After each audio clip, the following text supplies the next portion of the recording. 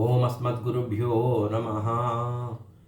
ஆழிமடை கண்ணா ஒன்று நீ கை கரவேல் ஆழியல் பொக்கு முகந்து கொடு ஆர்த்தேரி ஊழி முதல் மனுருவம்போல் மை கருத்து பாடி அந்தோலுடை பற்பனாபன் கையில் ஆடி போல் மென்னிவல் அம்புரி போல் நின்ற திடந்து தாடாதே சாரங்க முதைத்து శరమడై போல் வாழவளுக்கு நல் பெய்திடாய் நாங்களும் మార్గడి నీరాడమగడెందు ఏలో రెంబావాయ్. భాగవతోత్తములందరికీ దాసుడు ప్రణామాలు సమర్పిస్తూ ధనుర్మాసోత్సవంలో భాగంగా ఈవేళ 4వ పాసరాన్ని మనం అనుసంధించుకున్నాం. ముందుగా పోయిన మూడో పాసరంలో గోపికలు ఉత్తమన్ పేర్పాడి ఉత్తముడైనటువంటి పరమాత్మ యొక్క పాదములకు నమస్కరించగానే వారికి తీంగండి నాడెల్లాం తింగల్ ముమ్మారిప్పేదు. ఆ రకంగా వర్షాన్ని స్వామి అనుగ్రహించిన తర్వాత ఈ పాసరం అయిన తర్వాత స్వామి ప్రత్యక్షమైండు గోపికల ముందట. అయ్యి మీకేంటిది కోరిక అంటే ఇప్పుడు 4వ పాసరంలో వీళ్ళు విన్నవిస్తున్నారు. దీంట్లో భగవంతుడి కన్నా భాగవతోత్తముల యొక్క మాటకు ఎంత విలువనో భగవంతుడి కన్నా భగవంతునికి నామము భాగవతోత్తముల యొక్క విలువ దీంట్లో అమ్మ చెప్పాలనే ఉద్దేశం చెప్పే ప్రయత్నం చేసింది. ఎప్పుడైతే వర్షానికి అధిదేవత అయినటువంటి పర్జన్యదేవుడు వీళ్ళ ఎదుట ప్రత్యక్షమైన తర్వాత గోపికలు వారికి ఏ రకంగా వారిని ఆజ్ఞాపించినట్టే, ప్రేమతోని ఆజ్ఞాపించినట్టే ఈ పాసరంలో చెప్తారు. ఏం చెప్తున్నారో చూద్దాం. ఆడి మడై కన్నా ఆడి అంటే సముద్రంలాగా గంభీర స్వభావం ఉన్నటువంటి పరమాత్మను ముందుగా ఆయన స్వభావాన్ని ఆయన గుర్తు చేస్తున్నాడు. ఆయన చాలా గంభీరమైన మనిషివయ్యా. గంభీరం అంటే అండి, అది కూడా గంభీరం అంటే రాముడి యొక్క కళ్యాణ గుణాల్లో చెప్పారు. సముద్ర ఇవ గాంభీర్యం. సముద్రానికి ఎందుకు అంత గాంభీర్యం అంటే నదులన్నీ చివరిగా పోయి సముద్రంలో కలుస్తాయి. ఒకప్పుడు పారే నదులు ఎండిపోవచ్చండి, కానీ సముద్రం ఎండిపోవడం ఉండదు. ఎన్ని దిక్కుల నుంచి నదుల నుంచి వచ్చినా, ఏ రకంగా వచ్చినా సముద్రము తనలో దాచుకుంటుంది. ఎప్పుడూ ఎండిపోదండి, సముద్రం అనేది ఎప్పుడూ ఎండిపోదు. ఈ నది నీళ్ళనేనా దాచుకునేది? దానిలో విలువైన ముత్యాలు, ఖనిజాలు, లవణాలు. ఎంతో లోతుగా ఉంటుంది సముద్రం. నదుల కన్నా కూడా చాలా లోతైనది సముద్రము. దానిలో ఎంతైనా ఇముడుచుకుంటుంది. ఎన్నటికీ దానిలో లోటు అనేది ఉండదు. అది గాంభీర్యము యొక్క గుణం. అది మనకు శ్రీరాముల్లో కళ్యాణ గుణాల్లో చెప్పినప్పుడు సముద్ర ఇవ గాంభీర్య అని చెప్తారు. అంటే పరమాత్మ యొక్క కళ్యాణ గుణమైనటువంటి గంభీరత్వాన్ని, స్వామి నీ దగ్గర చాలా అంతులేని విశేష సంపద ఉంటుంది, తరుగు లేనటువంటి సంపాదన అని చెప్పడానికి ఆడి మలై కన్నా. ఎటువంటి వీళ్ళు కన్నా అంటే వీళ్ళు కృష్ణుణ్ణే ఏ రకమైనటువంటి వర్షదేవత అయినా కానీ, అగ్నిదేవత అయినా కానీ, వాయుదేవత అయినా కానీ, దీంట్లో అమ్మ చెప్పే ఉద్దేశం ఇంకొకటి ఉంది. దేవతలు చాలామంది ఉండొచ్చు, కానీ వారి అంతర్యామిగా ఉన్నటువంటి శ్రీమన్నారాయణుడు వాళ్ళకు కృష్ణావతారం ఉన్నాడు కాబట్టి మలై కన్నా అంటే వర్షానికి అధిదేవత అయినటువంటి పర్జన్య దేవతని ఉన్నటువంటి అంతర్యాముగా ఉన్నటువంటి నారాయణునికి వాళ్ళు ప్రేమపూర్వకంగా శాసిస్తున్నట్టే ఈ పాసురం ఉంది. ఈ రకంగా ఆడిమడై కన్నా ఒండ్రుని కైకరవేల్. ఏమాత్రము నీ యొక్క కై అంటే నీ యొక్క ఉదార స్వభావంలో లోటు రానియకు, సంకోచింపకు. అంటే సముద్రం ఏం చేస్తుందండి? ఇన్ని దిక్కుల నుంచి నదిలో నుంచి నీరునంతా దాచుకొని సూర్యుని యొక్క తాపానికి మళ్ళీ ఆవిరైపోయి పైన మేఘాలు ఫామ్ అయితేనే కదా మళ్ళీ వర్షాలు పడేది. అంటే సముద్రం ఏమన్నా నేను నీటిని ఇవ్వను మళ్ళీ నాకు కొరత వస్తుందని అనుకుంటుందా? ఏం సంకోచించదు కదా. ఎంత నీరు తాగుతావో తాగు అంటే అంత ఉదార స్వభావం స్వామికి మళ్ళీ గుర్తు చేస్తున్నారు. ఒండ్రు నీ కైకరవేల్, ఏమాత్రం కూడా సంకోచించవకయ్యా, నీ యొక్క ఉదార స్వభావాన్ని మా మీద ప్రదర్శించు అని ఈ పాశ్రంలో చెప్తున్నారు. ఆడుయుల్ పుక్కు ముగందు పొడు ఆర్త్.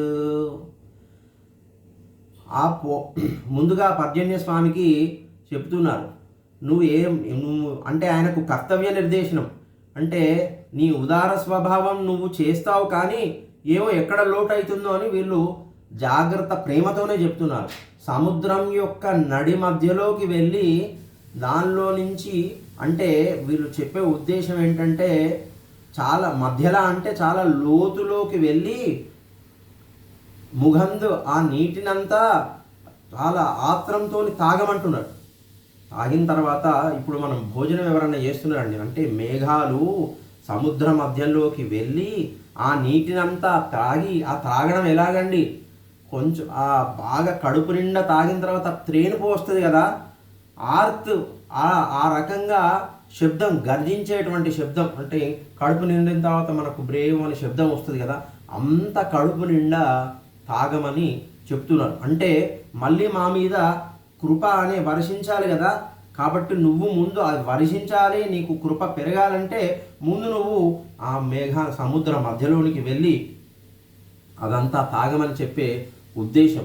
ఇంకొకటి సముద్ర మధ్యం, ఆడియుల్ పుక్కు అంటే సముద్ర మధ్యం అంటే అమ్మ ఇంకొక ఉద్దేశం కూడా చెప్పదలుచుకుంది. ముందే మనం అనుకున్నాం, మీరు ఏ దేవతనైనా ఆరాధించండి, దాని మధ్యలో అంటే దానికి ఆధారమయ్యి ఉన్నది ఎవరయ్యా అంటే శ్రీమన్నారాయణుడు మాత్రమే అని చెప్పే ఉద్దేశం కూడా దీంట్లో అంతర్లీనంగా ఉన్నది. ఊడి ముదల్వ ఆర్త్ తర్వాత ఏరి అంటే ఆకాశాన్ని చేరడం. ఆకాశాన్ని చేరడం కూడా అమ్మ ఎంత బాగా చెప్పిందంటే, బాగా కడుపు నిండిన తర్వాత మిమ్మల్ని నడవమంటే ఎలా నడుస్తారండి? మంచి కడుపు నిండిన తర్వాత 9 నెలలు నిండినటువంటి గర్భవతి ఎంత నిదానంగా నడుస్తుందో అంతే నిదానంగా ఆకాశానికి మళ్ళీ పైకి చేరు. ఎందుకంటే నువ్వు తొందరపడిపోతే నువ్వు తాగిన నీళ్ళు ఏమైనా ఎక్కడికైనా జారిపోతాయేమో అని వీళ్ళ భయం. అంటే అది ప్రేమతో కూడిన భయం. ఊడి ముదల్వనుర్వంబోల్ మైకరత్ అయిన తర్వాత ఇంతకుముందుకు మేఘాలు ఖాళీగా ఉన్నాయండి. ఎప్పుడైతే ఈ బాగా నీటితో నిండినటువంటి మేఘాలను ఏ రకంగా పోలుస్తుందంటే అమ్మ పర్పనాపన్ మై ఊడి మొదలు నుర్వంబోల్ మై కరత్ పద్మనాభ స్వామి అంటే శ్రీమన్నారాయణుడు నల్లటి మేఘం, కరుత్తు అంటే నల్లటి మేఘం, అంటే ఇంతకు ముందుకు ఖాళీగా ఉండి వర్షాన్నంతటిని కృపతోని వాత్సల్యంతో నిండిపోయినటువంటి, అంటే వాత్సల్యం నిండడం వల్ల రంగు మారి నల్లగా అయినటువంటి పాడియందోలుడై పర్పనాభన్. ఎటువంటి పర్పనాభన్ అంటే పద్మనాభుడు. ఆయన్ని ఎలా వర్ణించిందండి? పాడియందోలుడై, చాలా విశాలమైనటువంటి గుణం. ఇంతకుముందుకే చెప్పినాం కదా, సముద్రంలాగా గంభీరము, విశాలమైనటువంటి గుణము, సుందరమైనటువంటి బాహులు కలిగినటువంటి పద్మనాభ స్వామిని లాగా, అలాంటి మేనిలాగా, అలాంటి నల్లటి పరమాత్మలాగా ఆ మేఘాలను వర్ణించింది. ఇప్పుడు ఆకాశాన్ని చేరినాయి మేఘాలను చేరిన తర్వాత ఇక్కడ ఇంకొక విషయం కూడా అమ్మ చెప్పింది. పద్మనాభుడు అంటే పేరు ఎందుకు వచ్చిందండి? పద్మనాభుడు పరమాత్మకు పద్మమును నాభియందు కలవాడు, ఆ పద్మమునందు బ్రహ్మ ఆవిర్భవించినాడు కాబట్టి ఆయన పద్మనాభుడు. పరమాత్మ ఈ సృష్టినంతని సంకల్పమాత్రం చేతనే సృష్టించేవాడు కదా, కానీ ఆయననే అన్ని చెయ్యాలని కాదు, ఒక ప్రతినిధిని బ్రహ్మను సృష్టించి బ్రహ్మకు ఒక కార్యాన్ని అప్పగించి నువ్వు సృష్టి కార్యం చేయమని చెప్పాడు. అంటే మేనేజ్మెంట్ స్కిల్స్ కూడా అమ్మ దీంట్లో చెప్తుంది. అన్ని పనులు నేనే చేస్తా అంటే కావండి, నీకు శక్తి ఉండొచ్చు, కానీ అంతిమ ప్రయోజనం నెరవేరాలంటే కొంతమందికి you should share the work. అదే పద్మనాభ స్వామిని ఇక్కడ స్తుతించడంలో అమ్మ యొక్క అంతరార్థం. ఇప్పుడు ఆకాశం పైకెక్కిందండి, ఆర్త్ ఏరి వెళ్ళిన తర్వాత ఆడిపోల్ అది మేఘం వర్షించే ముందు ఏం చేస్తుందండి, బాగా మేఘాలు మెరుపులు వస్తాయి. ఆ మెరుపులట అమ్మ ఎలా పోల్చిందట అంటే, ఈ పరపనాభన్ కయిల్ ఆడిపోల్ మిన్ని అంటే పరమాత్మ యొక్క కుడి చేతంలో ఉన్నటువంటి సుదర్శన చక్రం మెరవడం వల్ల, అది మెరిసినట్టు మెరవాలి, అది మెరవడం వల్ల ఆ మెరుపులో నల్లగా ఉన్న స్వామి మనకు కనబడతాడట. అంటే దీంట్లో సుదర్శన వైభవం కూడా అమ్మ చెప్పింది, ఒక్కొక్క ఆయుధం గురించి చెప్తుంది. అంటే సుదర్శనం అంటే మంచి దర్శనం చేయించేది. ఏ రకంగా అంటే ఆ సుదర్శనుడి యొక్క మెరుపు వల్ల నల్లగా ఉన్నాడంటే పరిపూర్ణమైన వాత్సల్యంతో నిండినటువంటి పరమాత్మను ఈ సుదర్శనుడి మెరుపులో మనం చూస్తాం. అంటే సుదర్శనుడు మనకు చూపించేది వాత్సల్యంతో నిండినటువంటి పరమాత్మను ఈ రకంగా చెప్తుంది. ఆ రకంగా మెరిసిన తర్వాత మళ్ళీ వెంటనే ఏం కావాలండి, ఉరుమాలి. వలంబురిపోల్ నిండ్రతిరంద్ అంటే పాంచజన్యం, పరమాత్మ యొక్క ఇంకొక చేతిలో ఉన్నటువంటి శంఖం, ఎడమ చేతిలో ఉన్నటువంటి శంఖం లాగా గర్జించాలి. అంటే ఏ రకంగా అంటే శంఖానికి ఒక అదృష్టం కూడా చెప్పిందండి అమ్మ. పాంచజన్యం యొక్క విశేషం, ఒకప్పుడు చక్రమైన సుదర్శన చక్రం శత్రు సంహారం కోసం పరమాత్మ యొక్క చేతిని విడిచి మళ్ళీ వస్తుందేమో కానీ పాంచజన్యం మాత్రం చేతిని ఎప్పుడూ విడవదు ఉండదు. మళ్ళీ దాని యొక్క అదృష్టం ఏంటంటే దాంట్లో నుంచి ధ్వని రావాలంటే పరమాత్మ యొక్క స్పర్శ, పెదవుల స్పర్శ ఉంటేనే. చూడండి, చక్రమే మనం గొప్ప అనుకుంటాము, చక్రంకి ఒక విశేషం ఉంటే పాంచజన్యం కూడా విశేషం. ఎప్పుడు పరమాత్మ చేతనే ఉంటుంది, మళ్ళీ పరమాత్మ యొక్క స్పర్శ, పెదవుల స్పర్శను తీసుకుంటుంది.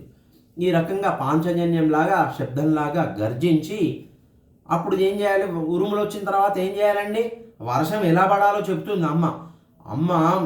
ఆకాశంలోకి మబ్బులు ఎలా వెళ్ళాలండి, ఒక 9 నెలలు నిండినటువంటి గర్భవతి ఎంత నిదానంగా వెళుతుందో ఆ రకంగా వెళ్ళాలని చెప్పింది కదా. ఇప్పుడు వర్షం ఎంత స్పీడ్గా పడాలంటుందంటే తాడాదే శారంగం ఉదయిత్త శరమడేబోల్. శారంగం అంటే పరమాత్మ విరించినటువంటి ధనుస్సు, విల్లు. ధనస్సు యొక్క నుంచి శరవేగంగా బాణాలు ఏ రకంగా స్పీడ్గా పడతాయో అంత స్పీడ్గా పరమాత్మ యొక్క కృప మనందరి మీద, భూమండలం మీద, ప్రకృతి మండలం మీద వర్షించాలని అమ్మ కోరుకుంటుంది. వాడబెలుకొనల్ పైదడాయ్ నాంగలం మహర్గడి నీరాడు మగడెందు ఏలో నెంబావా. ఈ పడడం ఎలా అండి, అందరికీ సంతోషాన్ని ఇచ్చేటట్టు. ఈ పడడం కూడా అండి వీరి మీద వారి మీద, వీడు నాకు ఇష్టం ఉన్నవాడు, వాడు నాకు ఇష్టం లేనివాడు, వాడు అందరి మీద పడుతుంది కదా. అంటే కృప, పరమాత్మ యొక్క కృప అందరి మీద సమానంగా వర్షిస్తుందండి. మనం అనుకుంటాం వాడు ఏం పూజ చేయట్లేదు, నేను బాగా పూజ చేస్తున్నాం, మన పూర్వజన్మాన్ని అనుసరించి ఉంటుంది. కానీ పరమాత్మకు మాత్రం మన అందరము సంతానమే, ఆయనకి ఏ రకమైనటువంటి భేదభావం ఉండదు. ఈ రకంగా మేము అందరం సంతోషించాలి, ఈ వర్షం వల్ల పాడి పంటలు వృద్ధి పొందాలి అని చెప్పి పరమాత్మను, పర్జన్యస్వామి రూపంలో అంతరాత్మగా ఉన్నట్టు పరమాత్మను వీరు ఆ ప్రేమతోని ఆదేశించినట్టే వాళ్ళు ప్రార్థిస్తున్నారు. దీంట్లో అంతర్లీనంగా ఇంకొకటి ఉందండి. మనం ఒక వ్రతం చేద్దామని సంకల్పం చేసిన తర్వాత మనకు ఆచార్యులు అంటే ఇదివరకు వారు ఈ వ్రతాన్ని ఆచరించి ఫలితాన్ని పొంది అనుభవం ఉన్నవారు కదా. అటువంటి ఆచార్యులను కూడా వీరు నిర్దేశనం చేస్తున్నారు. ఆచార్యులు, అమ్మవారు ఆచార్యులకు ఉండే లక్షణాలు కూడా దీంట్లో చెప్పిందండి. ఆ ఆచార్యుడు కూడా ఎలా ఉండాలండి, ఆడిమలై కన్నా సముద్రంలాగా గంభీరం. అంటే సముద్రం ఏమనుకున్నామండి, ఎన్నైనా లోపల దాచుకుంటుంది, నిండు కుండవలే తొనకదు, అహంకారం ఉండదు. అదే దాని గంభీరత్వం. అన్నీ నాలే ఉన్నాయి, ఎప్పటికీ నేను ఉంటాను కదా అన్న అహంకారం సముద్రం చూపియదు. అటువంటి ఆచార్యుడికి సముద్రంలాగా గంభీరంగా ఉండాలి. ఆయన కూడా వారి శిష్యుల పట్ల వాత్సల్యాలను చూపించడంలో ఎటువంటి సంకోచాన్ని చూపరాదు. ఆ విధంగా చూపకుండా ఉండి శిష్యులను అనుగ్రహించాలి. మరియు వారు కూడా జ్ఞానాన్ని ఎట్లా సంపాదించాలి అంటే పరమాత్మ నుంచి వాళ్ళు సత్ అనే జ్ఞానాన్ని ఆర్తితోని సేవించి ఆకాశంలోకి మబ్బుల్లాగా మళ్ళీ వర్షించడం ఎలా అంటే శారంగమడేపోల్ అంటే పరమాత్మ విల్లు నుంచి ఏ రకంగానైతే బాణాలు వస్తున్నాయో ఇంతకుముందు చూసిన అదే రకంగా వర్షం పడాలి కదా.